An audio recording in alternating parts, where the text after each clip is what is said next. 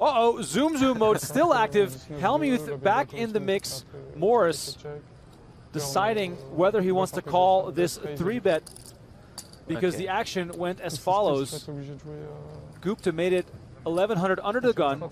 Morris called. Then Hellmuth made it 8,000 from the small blind. From the small with Jack 5 off. I take back what I said earlier. You remember I said, like, after he 4-bet with the 9 deuce, I said that's the last time he's going to be doing something like that. But it is not. Yeah, so he's done it again. Hellmuth getting called in 2 spots as 4, 6, 8 with 2 clubs rolls off the deck. Hellmuth decides to check. Gupta misses. Morris's 9s looking strong here. It's a pretty good flop for Hellmuth, actually. He has the Jack of clubs and the gut shot with the 5 here. It's like, yeah, as good of a flop as he can hope for with this hand, basically. It's going to be interesting to see what he does if Morris bets here. Hellmuth could just end up winning this hand. If Morris like puts out a small bet here, I could see Hellmuth just check raising and winning the hand.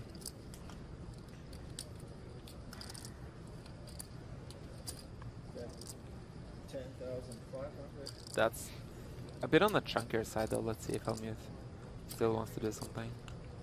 I mean, he has the hand for it. Feels like Hellmuth wanted to get aggressive here before the flop. Continuing now would get really expensive.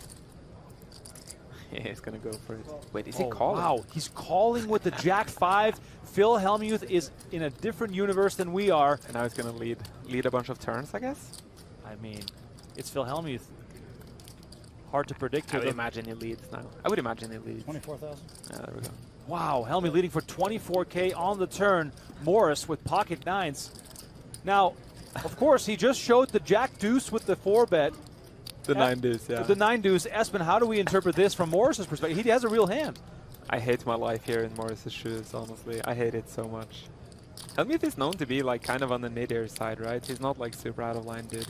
And here you're blocking like club draws, you're blocking 9-10 suited. Yeah, I don't know. You have an overpair, but like it doesn't really matter. Like you lose to all the other, you lose to every other overpair, and yeah, just depends if you believe him or not, I guess. Like we can see that he has like absolute rag hand here, right? So well, the big concern, of course, is what is he going to do on the river if I call here? I would love to see a call here and a blank river. Absolutely massive pot here. I would love to see if Hellmuth has the balls to just like pull the trigger here on like the 3 of hearts river. Now what makes this even more interesting is the fact, oh wow, he does let it go. Are we going to see it again? No. Quick into the muck. Hellmuth with Jack 5 off. Zoom mode in full force. Up to 120. Cool. What's in the call? It's me all loosey-goosey eating a sandwich. Too easy for Negroni there. Might be too easy for Bucky here as he flops a king.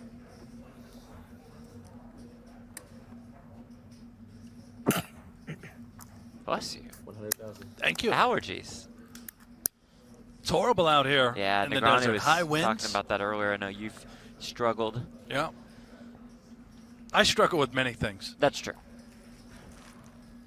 Allergies are the least of my concerns. 1 minute check call. What kind of sandwich is that? I mean, it's awfully thick. Ace on the turn, not Wantman's Dream turn card. Maybe for Daniel, consideration to fire a second shell. That ace hits him quite hard. 300,000. There it is. 300 now to go. Gonna put Wantman in the blender. Have a bite. Yeah, good bite. That sandwich has got to be for No Butcher, right? His favorite vegan sandwich shop in Vegas. No free ads. Possibly, yeah, no free ads. Maybe his wife Amanda put it together for him at home, you know? Look at this. Oh, and it draws the fold from Wantman. It's got to feel nice if you're Daniel Negreanu. Loves that. I don't think he expected to fold out a hand as good as King Jack. Right. Was hoping to be targeting an 8, but gets it done either way.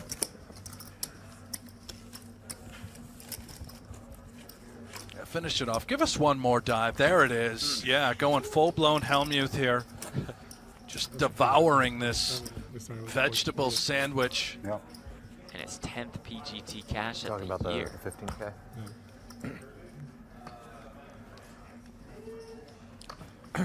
Oh, was a yeah. We 5K might watch him weekend. finish the whole thing. Yeah. Takes a big, mean bite, doesn't he? For a computer science professor too. Hold on, nobody really. What's your introduction here, Professor? Professor, on poker. unqualified. Focus on poker. Focus on poker. Adam's an Professor, airball in there. unqualified at maths, focused on poker. Jack 8-7, 2 diamonds. How much in the middle? Professor's aces best at the moment. Look at airball go here, though, with these 2 10s, Jeff. He's using that Should we clearly have him as keep a the bets in bluff. front of us again because we're playing cap? Trying to rep 9-10 right here, right I forgot now. it was cap.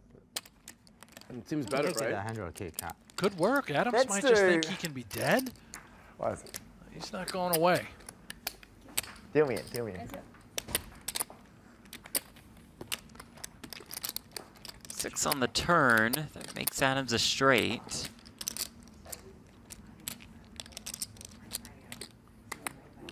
He's got the smaller straight with 2 pair working.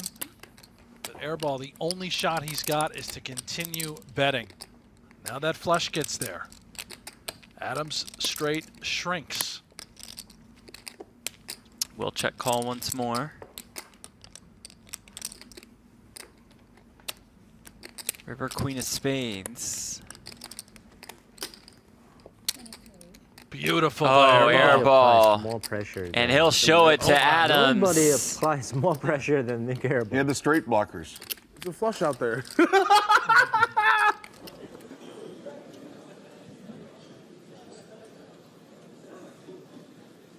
Griffstone does fine, thank you.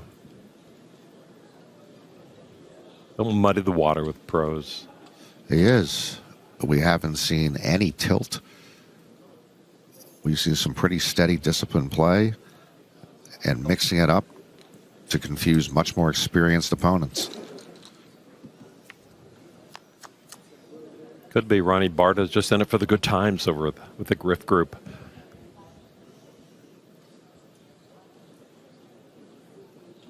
Check. Griff checks middle pair.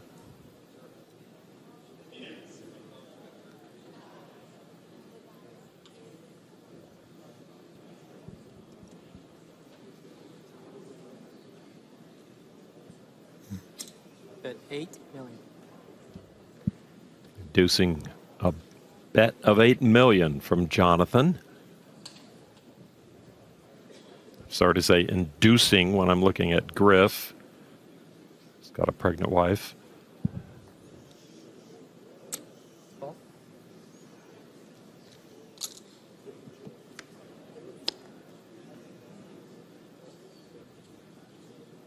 Mayo just bottom of range there. C-betting a hand that really has no showdown value.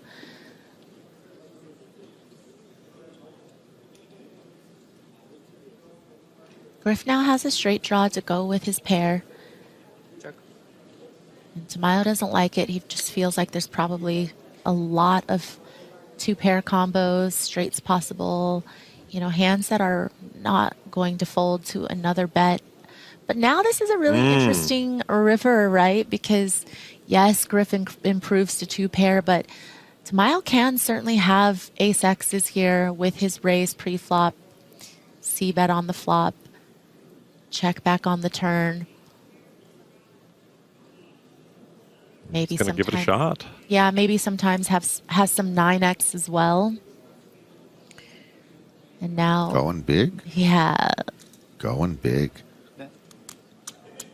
Ooh, kings up for Griff, which opened the door for this bluff from Tamayo. 1.5x pot here from Tamayo. Puts a lot of pressure on 2-pair hands. With the shorter stack, as Griff has.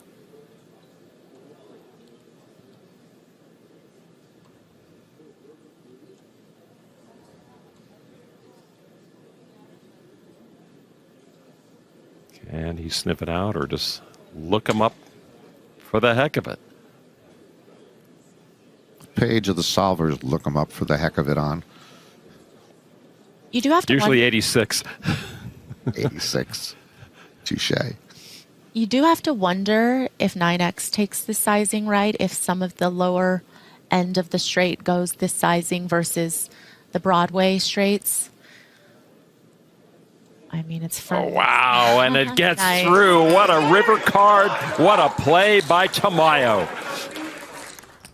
She's also making some hands, which obviously helps, but she's slowly but surely extended her lead here. As we see 9-9-3 on the flop, Negreanu hitting a pair of threes.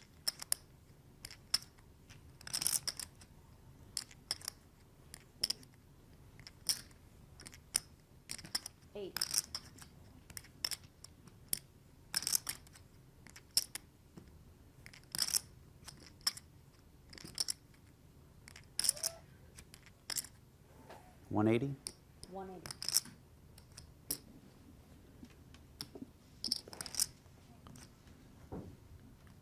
Daniel comes with a check raise here.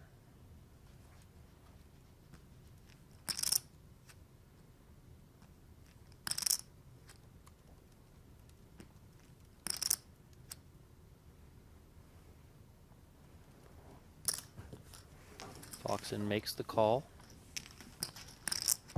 That's 7-8, you know, wrapped a little bit around the 9. It's also got backdoor clubs. Yeah, it's the modern game of poker. If you even as much as sort of have a sliver of the flop, you're going to be excited to see the turn. The turn, in this case, not very helpful for Foxen, but still, she has options here. Negreanu with just a pair of threes, not looking too strong. 10 seconds. $175. $175. No incentive for Foxen to play this slow as she has nothing going for her. But for Negreanu, this is also a terrible situation. You're short. You only have a pair of threes. You know that Foxen can do this with air as well as with strong hands. The fact that it wasn't raised before the flop, perhaps giving Negreanu a bit more confidence. And again, the counterfeit. This happened earlier with kings and queens on board when Daniel hit a pair of sixes. Now kings and nines on board. And Foxen's 8 high is best here.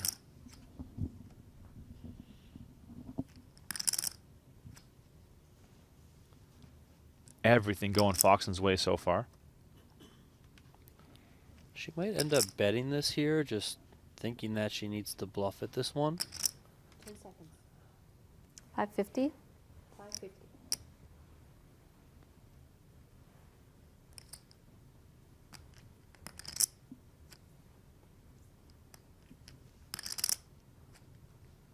All in. All in. Fold.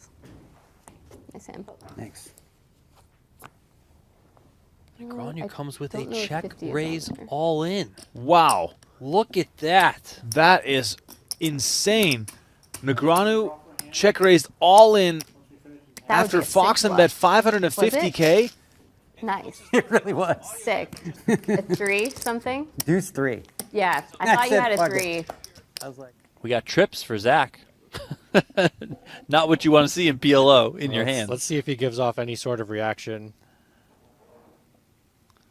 Colopy did limp in, so Zach could elect to see a free flop here. Yeah, let's see if we can flop quads. Oh, no. Well, he can't. Colby Colopy's has got the that last case 8. Wow. So 7-6-5. Colby does flop the straight, the 8 high straight, but Dan Zach has 3 8s in his hand. Yeah, all the blockers. So hard for Colby to have the last 8, which he does. Colby's going to bet here. I wonder if Dan Zach is going to attempt to take this pot away as a bluff with his 3 8s in his hand. This is the flop.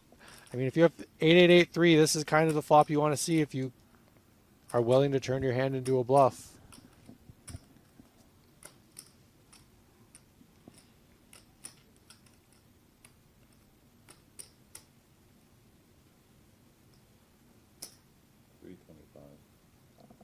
There is a check raise from Zach, so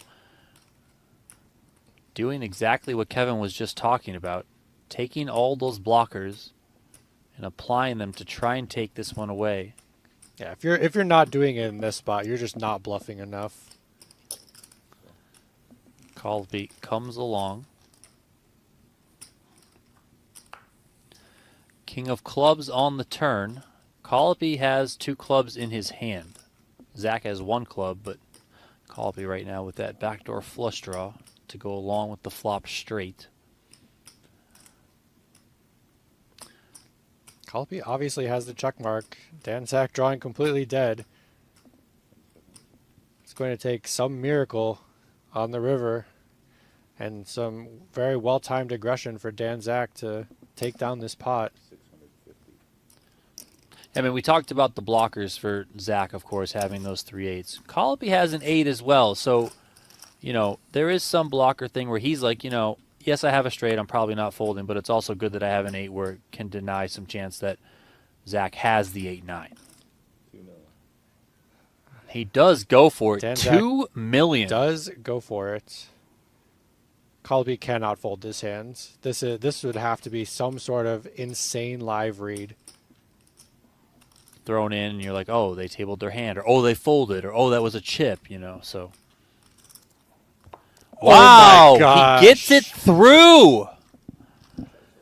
Show him. Dan Show Zach. him. Oh my gosh, he's gonna rub it in. Oh my lord. Oh my gosh. Shows the 3-8s. So funny and unexpected when it comes out of his mouth. Well, 80% of a royal flush here on the ace-jack, jack, 2-heart board for Klein. Well in front of Afriat, who is just a sneeze away from mucking this 6-7, one would imagine. Klein plays it as a check back, Maria. Hits the queen. Not sure how cozy that will leave him.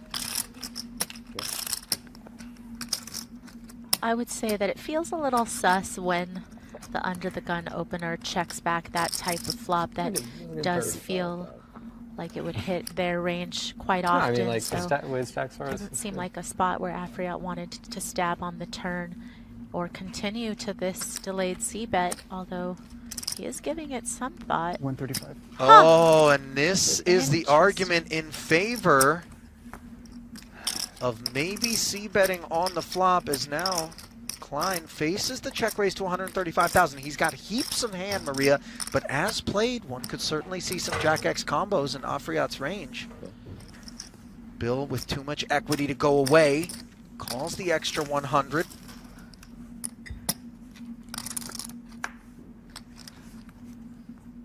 Now Afriat completely adrift, was hoping to take it down on that flop, and this is a really disastrous card for him, because if he had the Jack, Maria, now sticky ace X has him beat. Right. So what's he going to try to represent? Wow. That looks so pretty for a long time. Wow. Yeah. Wiseman in the big blind comes along with 6-5 offsuit. 3-3-8 on the flop. Very nice looking flop for pocket tens. What do you got?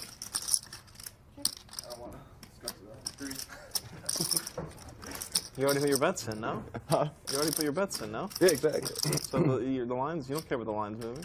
Yeah. Because everyone's going to follow you, obviously. You got the Chiefs? I got the Rams to win the Super Bowl. Nice job. Optimistic. Why don't you want to discuss it on stream? No. Then who do you have? I'm just curious. The first game I have, this Texans. Was 3.5? And I have a few over-unders. I have money line. What was that? 260 plus 120. It wasn't 3.5. It was 2, I think, this spread. I was going to say, yeah, okay. I thought it would be higher. No. 60? Wiseman coming with a check raise here. What about the other games? Nothing yet. Well, I have some random bullshit. Not going to be shaking Kislinski on this street, but we'll see what comes on the turn and maybe even the river. The Rams favored the first game? No, right? They're not going to be favored any game. How much are they getting? Like, that's something like if you win that, like, and it gets publicized, someone's going to write an article about it. It's like one of those sick bets. Look at this, Donnie. Wiseman continuing for 450. Fuck it, though. What's his Are you gonna What's hide his this from thinking the here? You know, Kislinski hasn't played a hand yet. Let it ride. Right. Talking to Jesse. Go for check raise and then continue barreling. Even Jesse has to hedge. I mean, what would Sean Perry do? He's going to have hands like he has, you know, We're all bigger in. pairs in his range, but he's also going to have, Let's admire that guy. I don't know, the king queens of the world, the ace king, the ace queens, you know. Maybe he has a pair of sevens, something like that, right, where it's an under pair to the eights, and Wiseman can just represent the 8 here and just barrel off. He doesn't think that Kislinski has a lot of 8s. Wow. Did he announce all in? He did. Wiseman is all in with 6 high. Ladies and gentlemen, we got ourselves a massive bluff. Is Kislinski going to give up his pair of 10s? Is he going to buy the fact that he's representing an 8? And he does lay it down. Wow. Kislinski folds his 10s. Wiseman goes check raise flop, bet turn, shove river, and bluffs Kislinski off his hand. Wow. What an awesome hand that was. A nice holding. Almost had a family pot.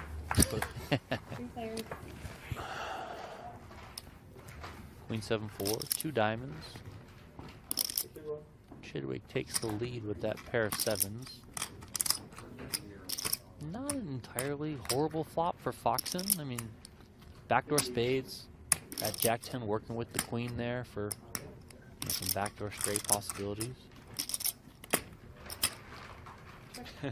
Sid in the chat is saying, you guys need to make some graphics for this stuff because it's pretty confusing to follow. It's all happening on the fly, and I think we will put a graphic out. Might as well stick around for tonight's outcome, and then of course tomorrow we're streaming the final table of event number 6, which will then decide and fully lock in who's going to be in the top 40. You guys want to see bluffs. 1.9. Look at your screen right now because how much of a factor is the ace of diamonds in Soverill's hand here, Donnie? well, I mean, it removes some combinations for Foxen. Not that Foxen would necessarily always be check raising, you know, with like the nut flush draw here. But there are some backdoor possibilities for Sam Soverall holding that ace of diamonds. It's also a card that if a third diamond comes, maybe Soverall elects to turn his hand into a bluff if he thinks, you know, Foxen has, I don't know, a queen, something like that, that he can now represent a flush knowing that he's blocking the nut flush. Foxen gets a dreamy turn card here, king of spades, now open-ended, now with the spades coming in. When you're check raising this flop in Foxen's position, I mean, maybe the 9 of spades is the better card to come off, but king of spades is pretty darn awesome.